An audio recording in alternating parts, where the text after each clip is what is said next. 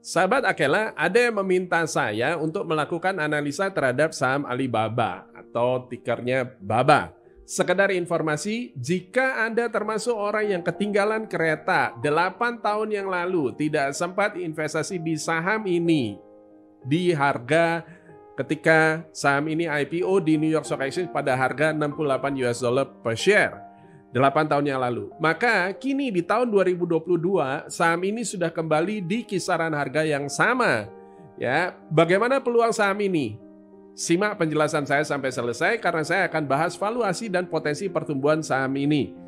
Seperti biasa, video ini dipersembahkan oleh Akela Trading System, pusat pembelajaran investasi dan trading bursa saham Amerika meliputi US Stock, ETF, dan derivatif termasuk futures, options, dan options on futures. Jika Anda ingin belajar tentang investasi maupun trading di bursa Amerika, silakan kunjungi www.tradingnyantai.com.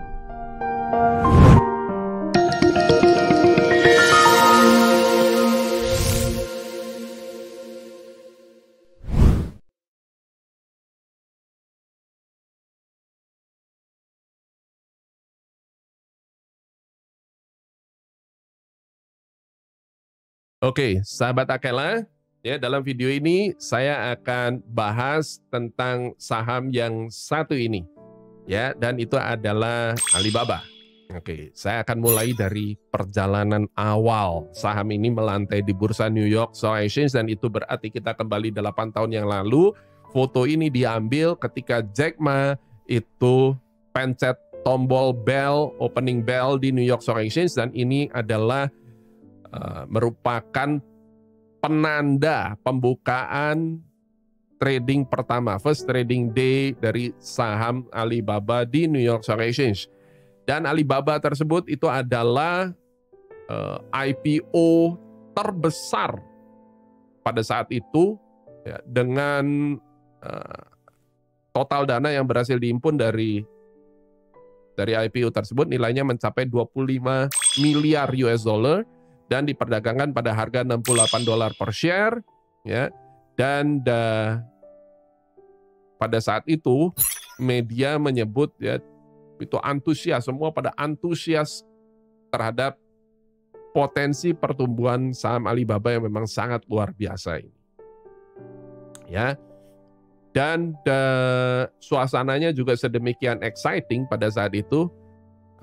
Semua trader itu bahkan ya floor trader di New York Stock Exchange itu bahkan pakai hood, pakai topi itu yang warnanya adalah warnanya Alibaba, warna orange, ya, bukan pakai traditional ya, suit and tie kayak begitu. Dan pada hari pertama open saham sudah langsung lompat 38% naik, ya hari pertama. Nah, mari kita lihat perjalanan selanjutnya. Sesudah lompat, ya, sempat terkoreksi sedikit, terus kemudian naik lagi, mencapai tembus harga 100, hampir 120 itu ya, atau mencapai 120, jadi sudah hampir double, dan terus kemudian terkoreksi, sampai di 2016 BABA mencapai level harga sekitar 50 sekian ya, di bawah 60 US dollars. Nah, akan tetapi kalau Anda perhatikan di situ EPS growth-nya itu sudah naik banyak sekali. EPS growth-nya, pertumbuhan earnings-nya itu mencapai 217,8% di bulan Desember 2015. Mengakibatkan valuasi Alibaba pada waktu itu di tahun 2015, akhir 2016, ya, itu mencapai titik terendahnya. Kenapa? Karena harga di bawah 60, tapi EPS growth-nya itu tinggi sekali. Dan ini adalah peluang emasnya Alibaba pada waktu itu. Ya, harga saham di kisaran 60, tapi valuasinya itu rendah sekali, di bawah 20 ya, cuma belasan. Dan kalau saham seperti Alibaba begini, itu valuasinya itu cuma belasan, wow, itu adalah potensi yang sangat luar biasa.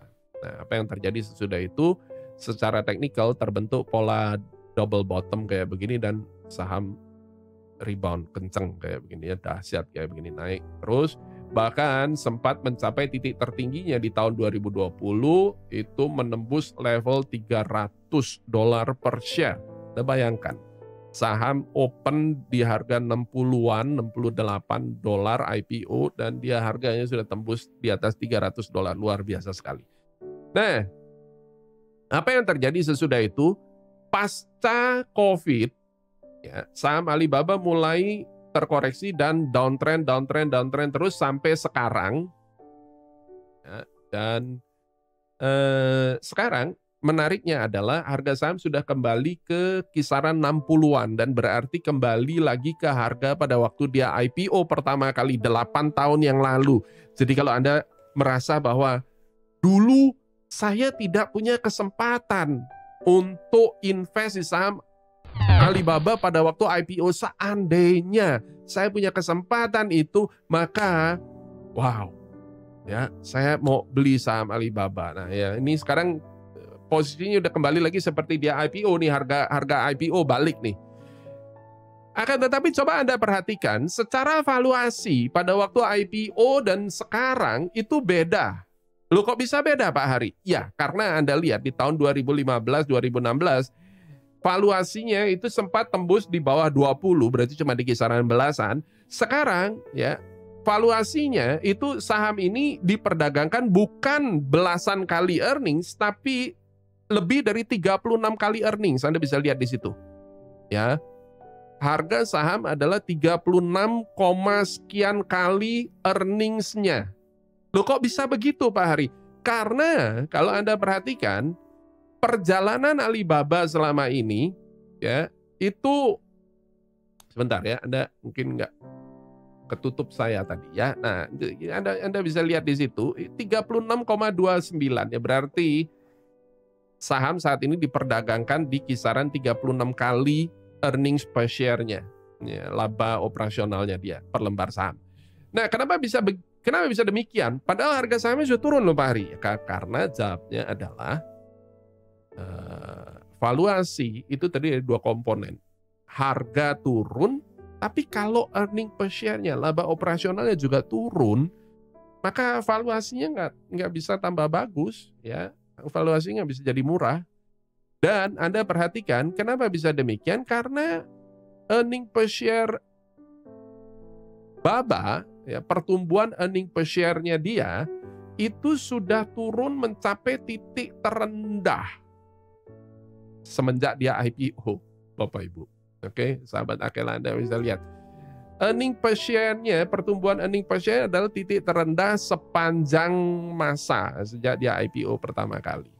Dan kenapa bisa demikian? Mari kita lihat chart berikutnya. Dan di chart berikutnya Anda bisa nampak jelas di situ. Karena Anda lihat pertumbuhan revenue atau pertumbuhan omset. Jadi kalau Anda lihat sekarang, perusahaan itu ada harga saham, kemudian valuasi itu dihitung, harga saham ini saat ini diperdagangkan berapa kali earnings-nya, berapa kali laba operasionalnya. Nah, Anda perhatikan sekarang, laba operasional, kenapa demikian penting? Ya, karena kalau kita invest pada suatu emiten, ya kita mau tahu emiten ini dia menguntungkan apa tidak. Ya, emiten ini menghasilkan laba operasional apa tidak. Ya. Dan namanya laba operasional itu asalnya dari mana? Dari revenue-nya. Perusahaan itu cuannya dari mana? Ya kalau dia penjualannya laris manis, maka ya omsetnya tambah banyak. Kalau omsetnya tambah besar, ya, dan expense-nya tidak membludak, ya, maka yang terjadi adalah labanya bertumbuh, laba operasional bertumbuh. Nah, kuncinya berarti adalah supaya earnings-nya bisa growing, maka perusahaan tersebut omsetnya harus bagus. Anda perhatikan apa yang terjadi dengan omset atau revenue-nya Alibaba. Revenue growth itu yang terjadi adalah titik terendahnya adalah di kisaran 30 sekian persen ini. Kemudian revenue growth itu bertumbuh terus sampai 67,25% di tahun 2018 itu puncak prestasinya Baba secara operasional. Dan apa yang terjadi sejak itu, ya, Baba revenue-nya tidak bisa bertumbuh lagi. Ya, dia turun-turun terus, dan saat ini pertumbuhan revenue, pertumbuhan omsetnya itu adalah terendah sepanjang sejarah semenjak dia IPO. Dan itu hanya di kisaran 13,41%. Ini nggak pernah di bawah, nggak pernah serendah ini, Bapak Ibu. Dan ini mengakibatkan kinerja EPS-nya atau kinerja earning per share-nya ini otomatis tertekan. Dan kalau earning per share-nya turun banyak, maka tentu ini membuat kinerja valuasinya dia tidak bisa jadi seperti di tahun 2016 di mana dia hanya diperdagangkan di belasan kali earnings-nya. Kenapa? Karena earning-nya sekarang di bawah ini udah rendah sekali, ya. Nah, mengakibatkan walaupun harga sudah terkoreksi kembali seperti pada saat IPO, tapi valuasinya coba lihat, itu masih, ya, valuasi menunjukkan bahwa saham ini diperdagangkan di kisaran 36 kali earnings-nya. Nah, pertanyaannya kenapa bisa demikian? Ada banyak faktor saya rasa. Nomor satu kalau saya bilang itu adalah yang terutama itu adalah karena kompetisi. Ya. Memang ada spekulasi yang mengatakan karena, ini adalah kejadian yang kita tahu betul pada waktu Jack Ma pidato di Bund Summit di bulan Oktober lalu itu, ya, dia melontarkan kritik yang cukup tajam terhadap PKC, dan ini membuat apa yang terjadi dari pemberitaan itu mengatakan bahwa, ya, akibat itu beberapa saat kemudian, ya, jadi itu bulan Oktober kejadiannya, bulan November yang terjadi adalah sahamnya langsung terjun 7%. Kenapa? Karena IPO Ant Financial, Ant Group di Bursa Hong Kong ini langsung disuspend, dibatalkan, ya. Dan ini adalah sebetulnya IPO yang terbesar sepanjang sejarah, ya, 34,5 billion US dollars ini di cancel. Dan kemudian apa yang terjadi di bulan Juni 2022, ya, mereka berusaha kembali untuk menggolkan IPO tersebut, tapi tetap ditolak oleh regulator, dan mengakibatkan yang terjadi adalah saham Alibaba kembali drop, dan Alibaba susah bertumbuh, susah growing. Sebenarnya Alibaba bukanlah salah satu saham yang paling menarik buat saya kalau di China. Ada beberapa saham lain yang menurut saya lebih menarik. Contohnya itu adalah Tencent.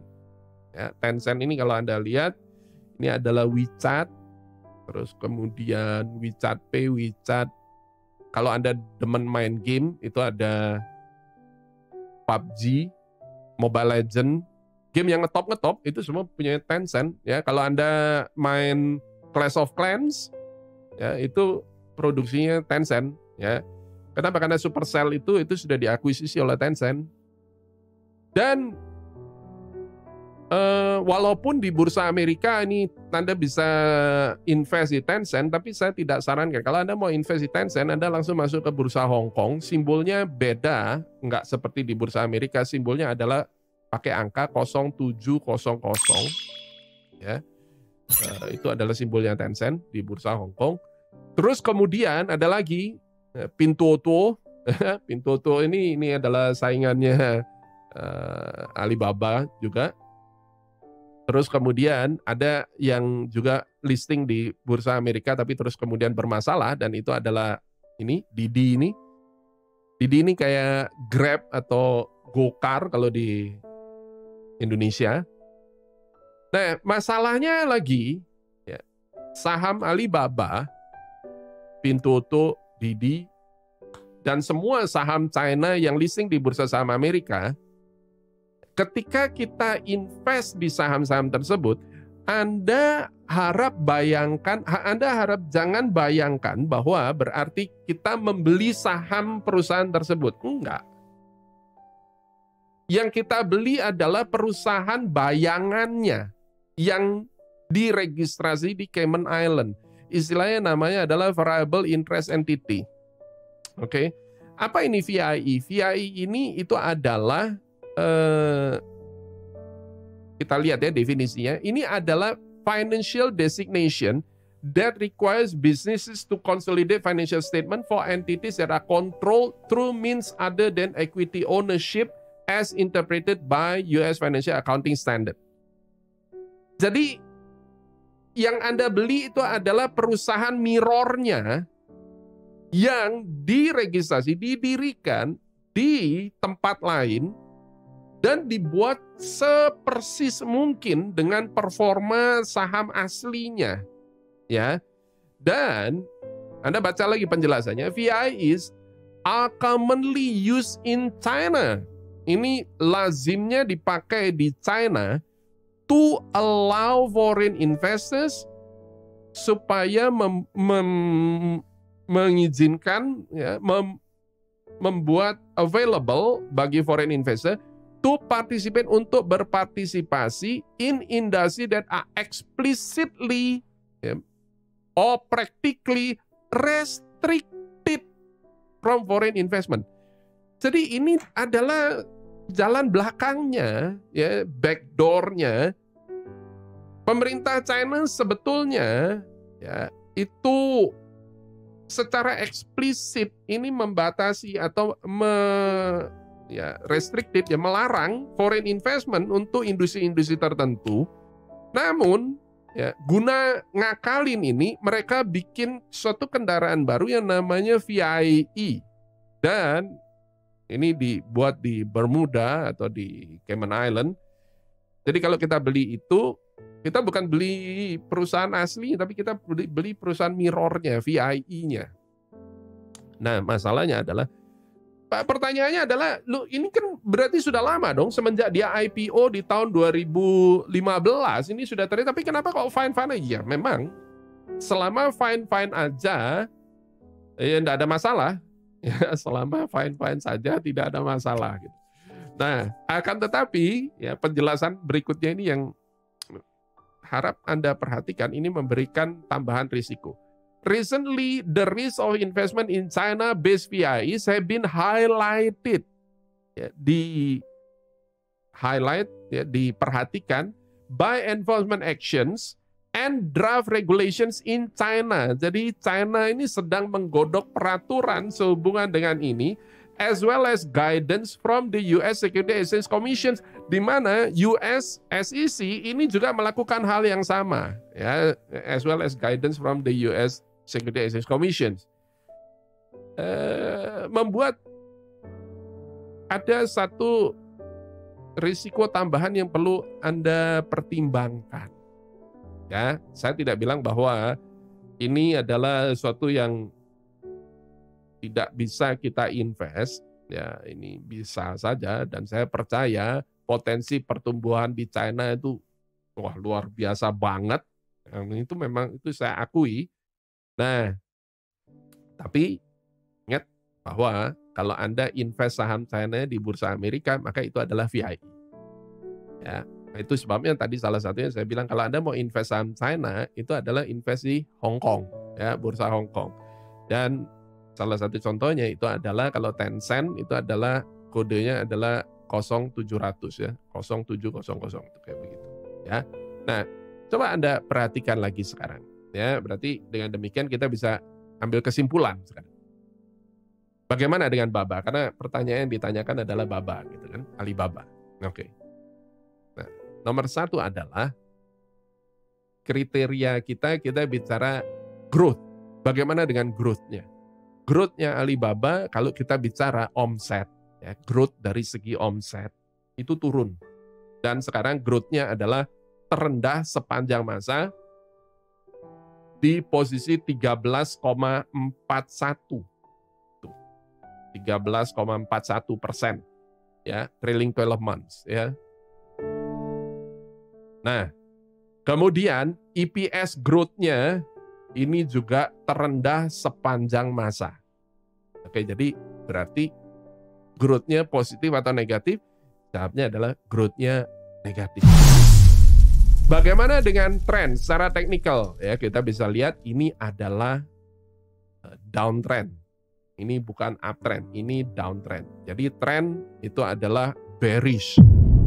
Bagaimana dengan risiko? Risiko seperti yang tadi saya bilang, kalau Anda invest di BABA maka itu adalah VIE. Jadi risiko bisa dibilang cukup tinggi.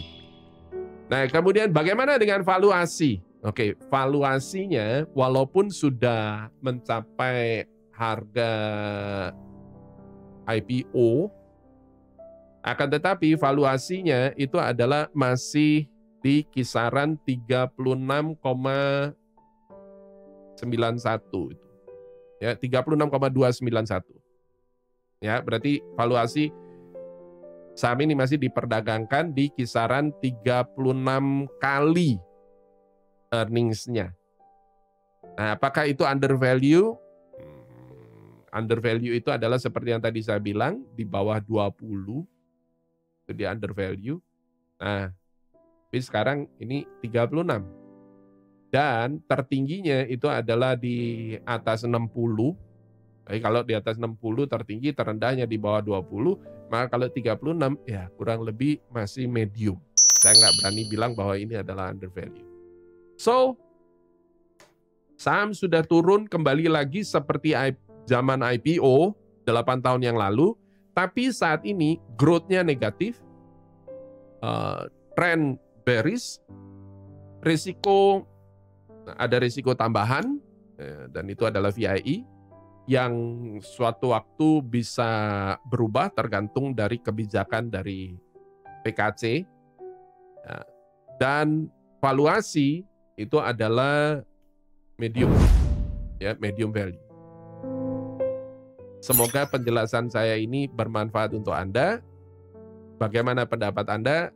Silahkan ketik di kolom komentar di bawah ini. Ya, apakah saham ini cocok untuk invest long term? Menurut Anda seperti apa? Ketik di kolom komentar di bawah ini. Ya, sukses selalu untuk Anda.